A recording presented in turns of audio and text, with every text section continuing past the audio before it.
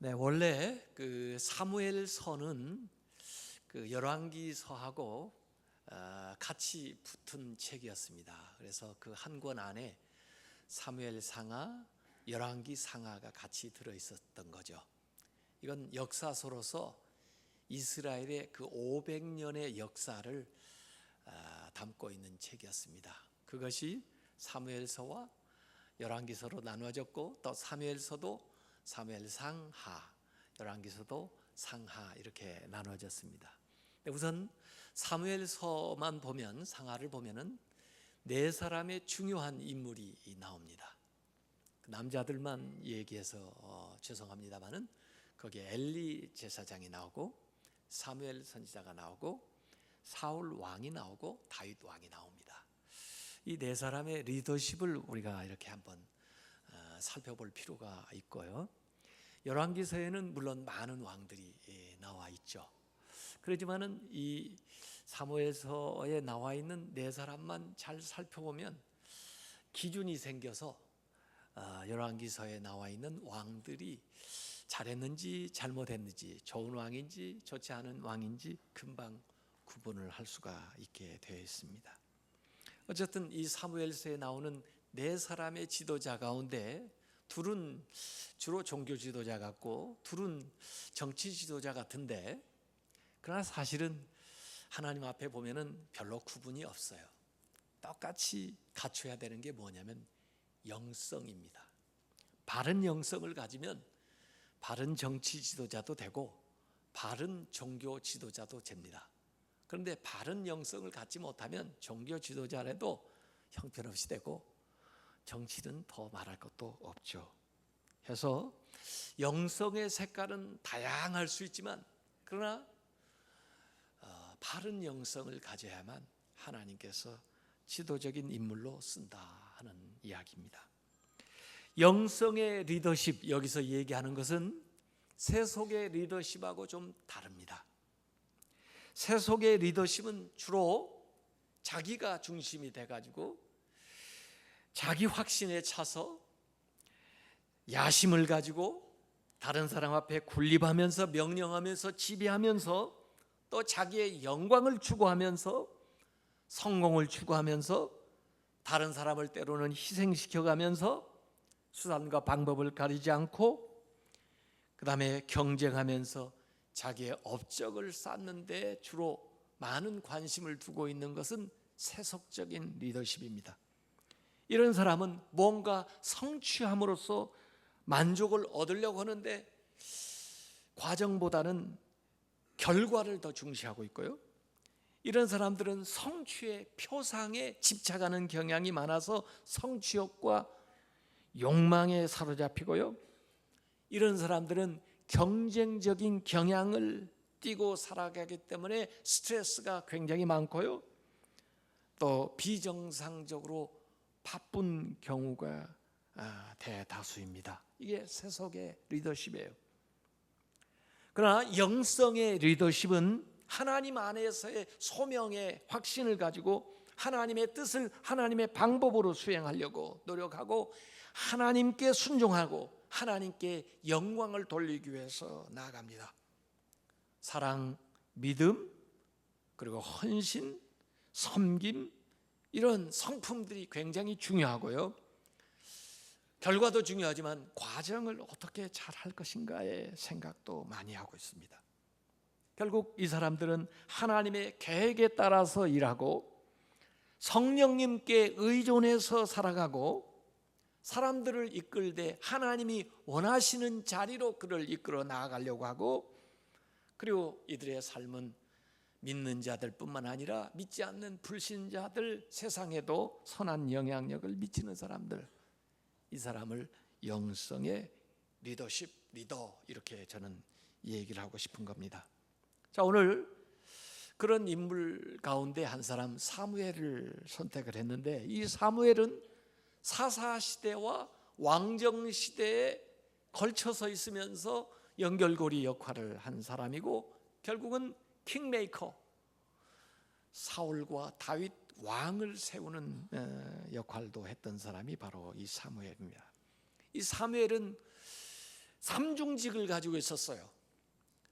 사사는 왕정 들어서기 전에 왕 같은 존재죠. 재판하고 다스리고 그 다음에 전쟁이 일어나면 나아가서 싸우고 하는 사사직을 맡고 있으면서 마지막 사사였을 뿐만 아니라 제사장, 그 다음에 선지자, 이 세 가지 역할을 이 사무엘이 했던 사람이에요. 삼중직인데 나중에 메시아 예수 그리스도도 그 안에 삼중직이죠. 왕으로서, 제사장, 대제사장으로서, 선지자로서 그 역할이 예수님 안에 다 있는데, 그러니까 예수님의 그림자 또는 하나님을 닮은 사람, 이렇게 사무엘을 얘기할 수가 있는 사람입니다. 유진 피터스는 사무엘에 대해서 그런 얘기했습니다. 이스라엘 역사상 가장 변화무쌍한 시대를 살았지만 단 한 번도 마음의 평정을 잃어버린 적이 없었던 사람, 이 사람이 사무엘이다, 그렇게 얘기했습니다. 그는 정치적으로나 종교적으로나 또 모든 도덕적으로나 부패하고 혼란스러운 시대를 살았지만 한결같은 마음으로, 한결같은 영성으로 하나님을 추구하면서 살아갔던 사람이에요. 그래서 이 사무엘서에는 하나님을 닮았던 사람 사무엘, 하나님의 마음에 합했던 사람 다윗, 이 사람들을 통해서 그 어려운 시기에도 그 나라를 이끌어 나오는 모습들을 이 성경에서 우리가 보게 됩니다. 영국의 그 캠브리지 대학 현대사를 가르치는 허버트 버터필드라고 하는 교수는 그런 얘기했습니다. 정치와 인격은 불가분리의 관계를 맺고 있다. 정치 지도자들은 인격을 갖추지 않고서는 안 된다 하는 얘기를 했어요. 그러면서 왜 정치에서 기독교적인 덕목을 경리해야 하는지 모르겠다. 내가 말하는 덕목은 겸손, 관용, 자기 비판, 그리고 당면한 문제가 하나님의 섭리 가운데 있다고 하는 것을 받아들이는 자세와 같은 것들이다. 마치 자신이 세상의 절대 주권을 소유한 사람인 것처럼 현안들을 좌지우지하는 것을 삼가는 성품, 다시 말해서 자신의 행동이 섭리를 따르고 있는지를 살필 수 있는 그런 성품이 정치 지도자들에게도 필요하다, 이렇게 얘기했습니다. 이 얘기를 가만히 읽고 보니까 저는 요셉이 생각나더라고요. 그러니까 우리 정치 지도자가 물론 정치공학적으로 또 세상의 리더십에서 탁월한 사람도 물론 중요하고, 거기에다가 인격을 갖춘 그런 지도자면 더 좋지만, 그것보다도 더 위대한 지도자는 영성을 더불어 갖춘 바른 영성을 가진 지도자가 이끌어가는 나라, 그런 사회는 정말 복된 사회다 이거예요. 그래서 지도자에게 여러 리더십 가운데 이 성품도 중요하고 도덕성도 중요하고 그 위에 바른 영성이 필요하다, 그런 말씀을 제가 드리려고 하는 거죠. 그래서 이 사무엘은 원래 태어났을 때 이름을 사무엘 이름을 붙였는데 그 이름 사무엘, 엘이 하나님인데 내가 하나님께 구하였다, 그 뜻이에요. 그러니까 이 사무엘이라는 이름 자체에 한나의 기도가 들어가 있죠. 그 기도가 실제로 돌아다니고 있는 그런 생명이 바로 사무엘이에요. 그 사무엘에 대해서 하나님께서 사무엘상 2장 35절에 보면은 이렇게 이렇게 말씀하셨습니다. 내가 나를 위하여, 하나님 자신을 위해서 충실한 제사장을 일으키리니, 충실한 제사장이라 그랬어요. 충실한 제사장은 뭐 하는 사람인가? 그 사람은 내 마음, 내 뜻대로 행할 것이라. 충실한 제사장은 아버지의 마음을 따라서 아버지의 뜻대로 행하는 사람이 충실한 제사장이라 이거예요. 내가 그를 위하여 견고한 집을 세우리니 그가 나의 기름 부음을 받은 자 앞에서 영구히 행하리라, 이렇게 말씀했습니다. 한나가 기도한 대로 이 사무엘을 엘리에게 가서 서원한 대로 맡기기는 했지만, 사실 그 엘리, 그의 아들 홈리와 비느하스는 그렇게 본받을 만한 사람은 못 되거든요. 그런데도 다행스럽게 사무엘은 그 엘리를 수종 들면서 그곳에 살면서도 그들을 반면교사 삼아가지고 그들처럼 살지를 않았습니다. 그것이 소망이죠. 그래서 사무엘상 3장 19절에 보니까 사무엘에 대해서 하나님이 그와 함께 계시니, 사무엘과 함께 계시니 그의 말이 하나도 땅에 떨어지지 않았다. 그 말에 권세가 있었다는 거죠. 능력이 있었다는 거죠. 여러분의 말이 하나도 땅에 떨어지지 않기를 주님의 이름으로 축원합니다. 그런 사람이 지도자예요. 능력 있는 사람이에요. 그런 지도자가 되고 싶습니다. 그러면 엘리는 왜 실패했나? 똑똑히 그 가까이에서 사무엘이 봤을 거 아니에요. 엘리가 실패한 이유는, 그 아들들이 실패한 이유는 하나님을 부지런히 알지를 않았어요. 하나님이 누군지를 몰라요. 하나님을 알지 않더라. 사무엘상 2장 12절에. 또 하나님께 드리는 예배의 정성이 없어요. 하나님께 드리는 제사를 멸시했더라. 2장 17절에. 그리고 2장 29절에 하나님을 존중하지 않더라. 하나님보다 다른 것들을 더 소중히 여기더라. 이런 것들이에요.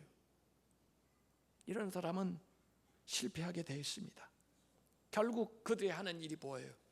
전부 공권력을, 자기들의 주어진 권한을 이용해가지고 자기 배를 채우는 데 혈안이 되어 있어요. 자기 몸만 키우는 목자들이 되어버렸어요.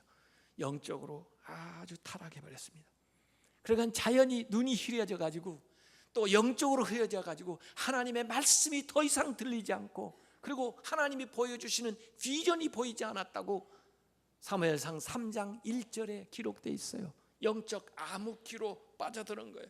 이 지도자들이 잘못하니까 이스라엘이 영적인 암흑기로 빠졌는데, 이 세 사람만 잘못되는 게 아니고 결국은 이스라엘이 블레셋하고 전쟁에서 지게 되면서 20년 동안 나라를 잃어버리고 그들에게 종노릇을 하게는 그런 아주 불행한 사태가 발생하게 된 겁니다. 이 전쟁에 졌을 때, 법궤도 빼앗겼을 때 그 소식을 듣고 비느하스의 아내가 아이를 해산해가지고 산에 아이를 낳았는데, 보통 때 같으면 산에 아이 낳은 게 경사할 텐데 하나 기뻐하지 않고 이름을 이가봇이라고 그랬어요. 이가봇이라는 이름 뜻이 하나님의 영광이 이스라엘에서 떠났다는 거예요. 하나님의 영광이 떠나면요, 하나님의 임재가 떠나면요, 아무 소용이 없습니다. 이가봇, 결국 엘리가 그리고 홈리와 비느하스가 만들어낸 일은, 그들이 생산한 것은 이가봇밖에 없다는 거예요. 하나님의 영광이 떠나는 결과밖에 만들어내지 못했다고 하는 것이 그 아주 불행한 기사입니다.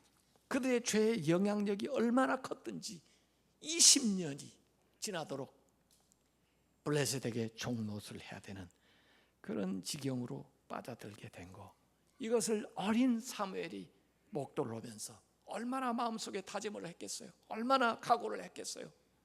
나는 저렇게 살지 않겠다, 나는 새롭게 해보겠다, 그런 생각을 했겠죠.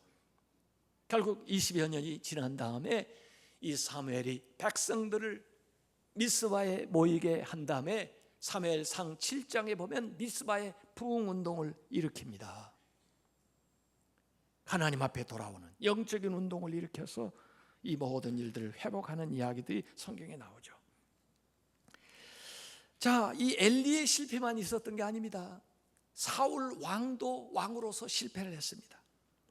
사실 사울이 왕 되기 전에는 겸손했기 때문에 선택을 받았어요. 그래서 이 사무엘의 방문을 받고 사울이 처음에 사무엘에게 했던 얘기가 사무엘상 9장 21절에 나옵니다.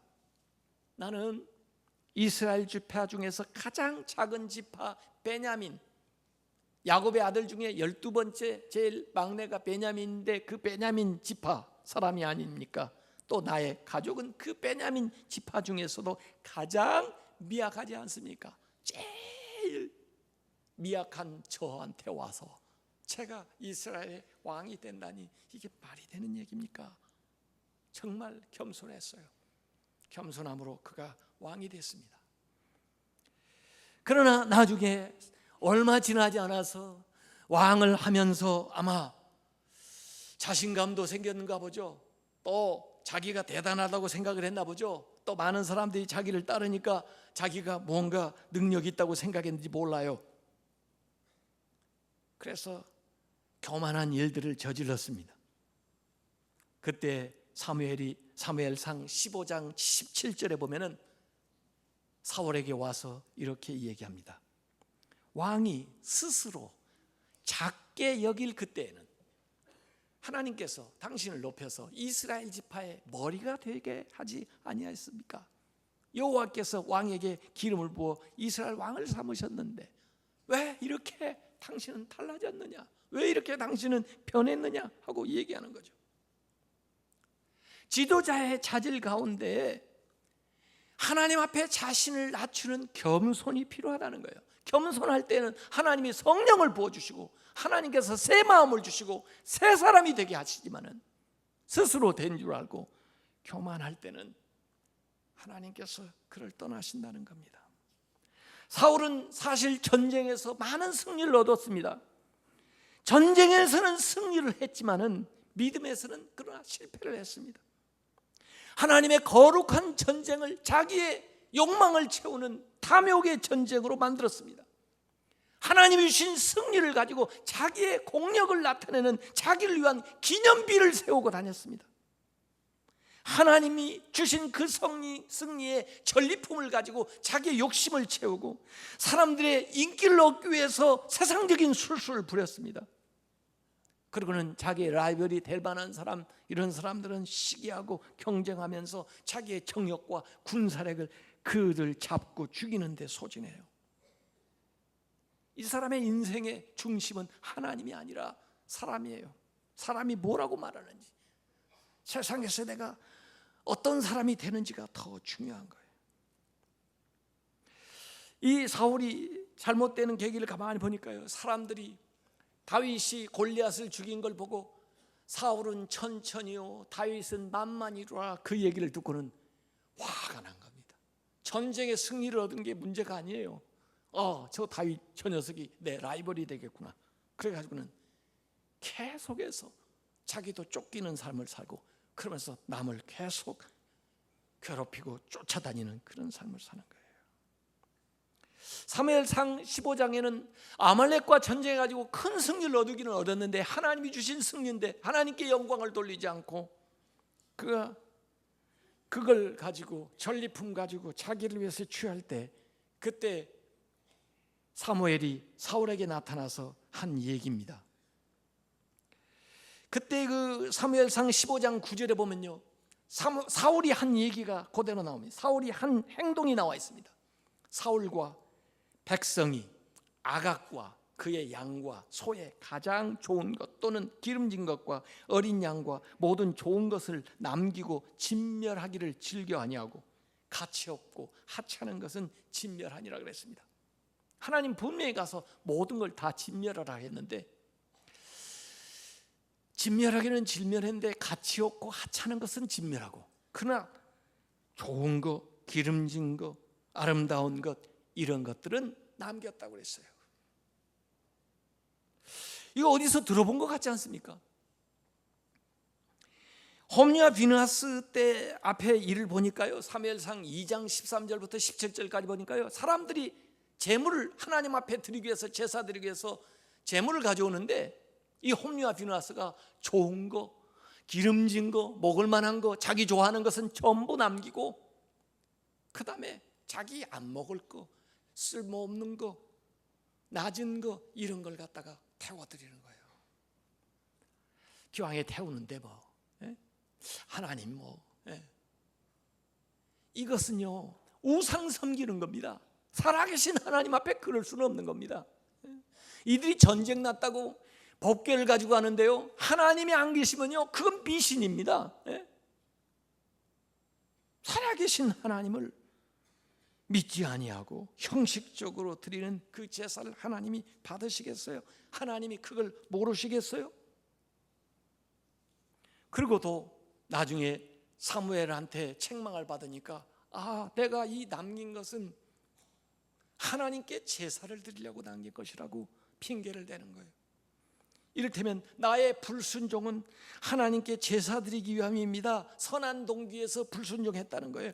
말도 안 되는 얘기를 하고 있는 것입니다. 그래서 사무엘이 책망하는 이야기가 22절부터 23절까지 나옵니다. 여호와께서 번제와 다른 제사를 그의 목소리를 청종하는 것을 좋아하신 같이 좋아하겠습니까? 순종이 제사보다 낫고 하나님 말씀을 듣는 것이 수양의 기름보다 나으니 이 하나님의 말씀을 거역하는 것은 점치는 죄와 같고 완고한 것은 사신 우상에게 절하는 죄와 같습니다. 왕이 여호와의 말씀을 버렸으므로 여호와께서도 왕을 버려서 왕이 되지 못하게 하셨나이다 그랬습니다. 불순종이라는 것은요, 처음부터 끝까지 다 대항하는 것이 불순종이 아니에요.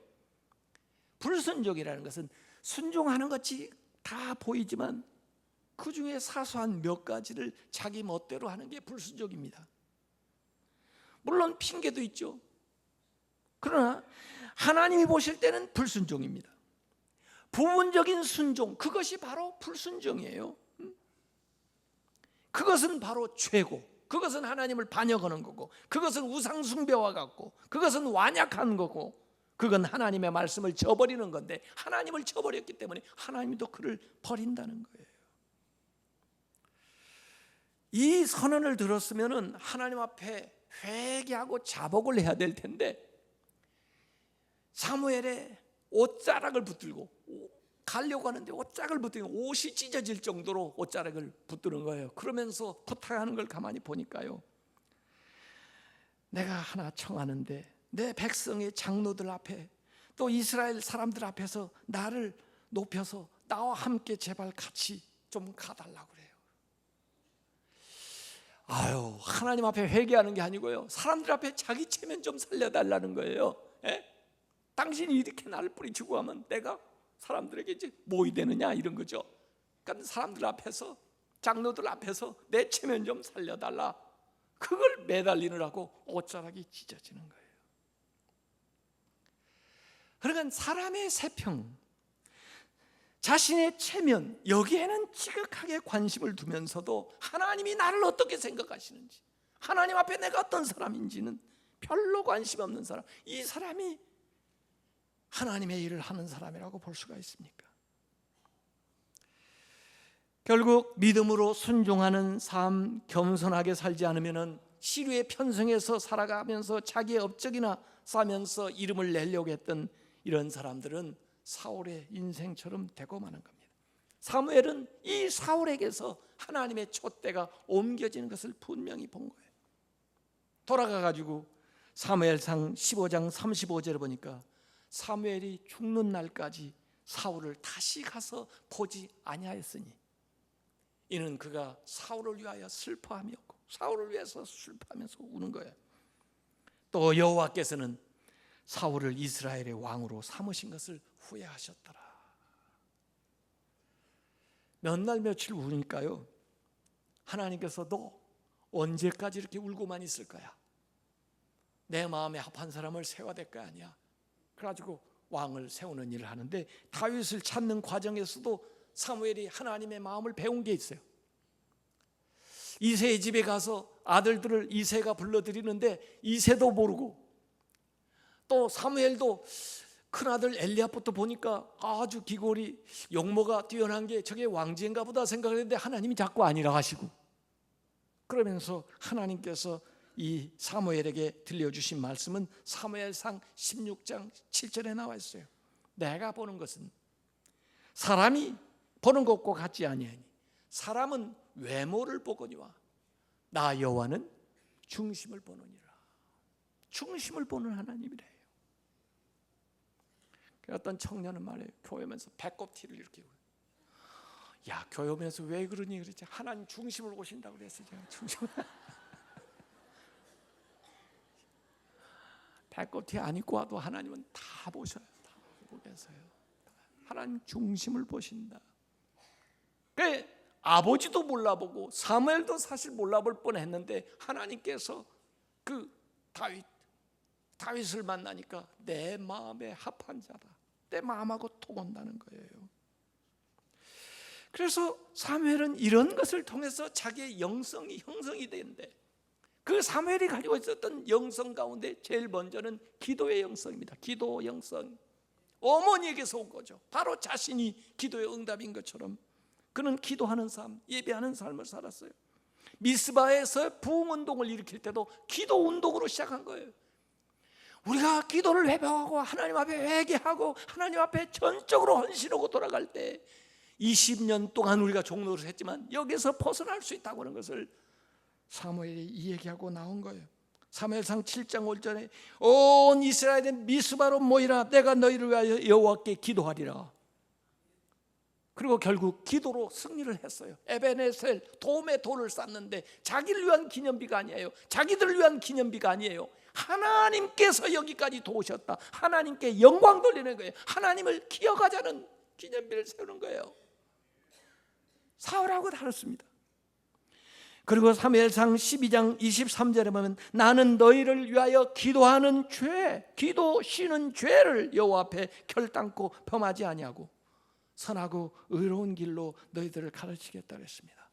보이지 않는 것이 보이는 것을 결정한다는 그런 영성을 이미 가지고 있었던 거죠.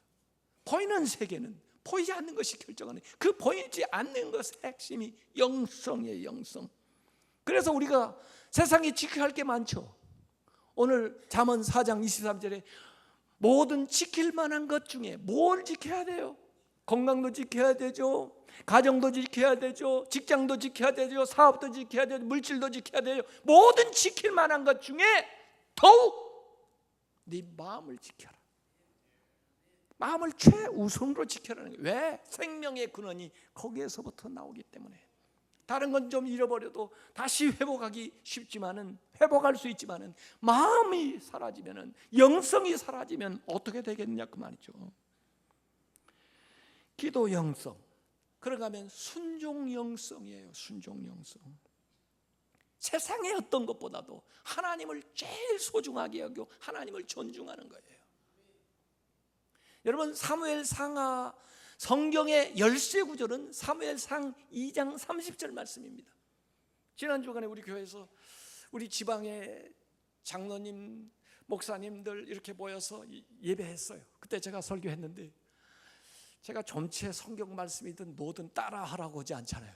그런데 그날은 목사님들과 제가 따라하라고 했어요. 장로님들과 따라하세요. 왜? 중요한 말씀이기 때문에, 우리가 이렇게 살아야기 때문에. 여러분도 한번 따라서 해보세요. 이 사무엘상 2장 30절, 나를 존중히 여기는 자를 내가 존중히 여기고 나를 멸시하는 자를 내가 경멸하리라. 하나님께서 하신 말씀이에요. 여러분이 존중받기를 원하세요? 세상에서 존경받기를 원하세요? 세상에서 높아지기를 원하세요? 하나님을 높이세요.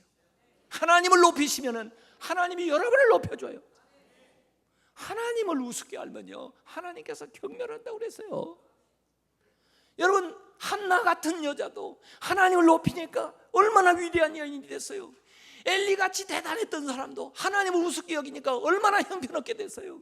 사무엘같이 보잘것없는 아이가 하나님을 높이니까 얼마나 위대하게 됐어요. 홈리와 비느하스가 얼마나 대단한 사람이었어요. 하나님을 무시하니까 얼마나 형편없이 됐어요. 사울이 왕이었었는데 하나님을 존중하지 못하니까 얼마나 보잘것없게 됐어요. 다윗이 하나님을 높이니까 얼마나 위대한 왕이 됐어요. 사무엘서를 여는 열쇠라니까요. 모든 왕조를 여는 열쇠라니까요. 그 나라의 운명을 결정하는 귀한 말씀이고 개인의 운명을 결정하는 귀한 말씀인데, 우리의 인간, 우리 삶 모든 것들이 하나님과의 관계에 달려 있는데 하나님을 높여라는 거예요. 그러면 하나님 우리를 높여준다는 거예요. 순종의 영성입니다. 비움의 영성입니다. 비움, 자기를 비우는 거예요. 이기심을, 욕망을, 사심을 피워내는 거예요. 자기가 자꾸 움켜잡으면은 엘리, 홈리와 비느하스처럼 되고요. 그 다음에 사울처럼 되는 거예요. 비워내야 돼, 비워내. 제가 이런 글귀도 읽었어요. 새는 날아다니는 새죠. 새는 뼛속까지 비워냈기 때문에 높이 날 수 있다. 강물도 자신을 버려야 바다에 도달할 수 있다. 비워야 돼요. 비운 것의 최결정 정점이 예수 그리스도예요. 예수 그리스도가 하나님의 아들이신데, 하나님이신데 자기를 비워서 인간의 모습으로, 그것도 낮고 천한 종의 모습으로 또 죽기까지, 그 하나님께서 그를 높여 하늘과 땅과 모든 것들로 주를 그리스도라 고백해서 영광을 돌리게 하세요. 비워야 돼요. 오늘 읽었던 말씀으로 마무리를 하고 싶어요. 사무엘은 킹메이커였습니다. 두 왕을 세웠어요. 그리고 전성기도 다 보냈어요. 그러나 그의 마지막은 더 아름답습니다. 사울 왕을 세워놓고 자기가 이제 사사의 직을 이제 마무리하는 거 아니에요? 은퇴하는 거예요. 퇴장하는 거예요. 현역에서 전면에 섰던 위치에서 물러나는 거예요.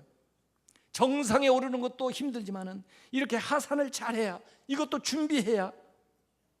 그런데 어떤 영적인 명세서를 가지고 준비할 거니가 중요해요. 그걸 나중에 가서 체크를 하면 늦어요. 지금 현재 그걸 항상 들여다보면서 체크를 해야, 자문해봐야 나중에 가서 그 질문을 했을 때에도 역시 좋은 답이 나올 수가 있는 거죠. 그래서 하나님 앞에, 지금 새로 세워진 왕 앞에, 백성들 앞에 물어보는 내용이, 그리고 마지막 메시지를 하는 것이 오늘 사무엘상 12장에 나와 있습니다. 5가지 질문을 하고 있어요. 자신의 리더십을 회고하면서 5가지를 얘기했어요. 내가 너희들에게 소를 탈취한 적 있으면 지금 얘기해라. 내가 너희들에게 누구든지 나귀를 탈취한 것이었으면 지금 얘기해라. 내가 너희들 누구든지 속인 사람이 있으면 지금 나와서 내가 속인 걸 얘기해라. 내가 너희들 누구 가운데 압제한 적이 있었다면 그걸 나와서 얘기해라. 내가 너희들 누구에게 뇌물을 받은 적이 있었다면 그것을 지금 얘기하라는 거예요. 5가지 질문을 했지만요, 사실은 4가지 질문이에요. 왜냐하면 소나 낙이나 탈취했냐, 그 질문이고요. 그 다음에 속였냐, 압제했냐, 뇌물을 받았냐, 이거예요.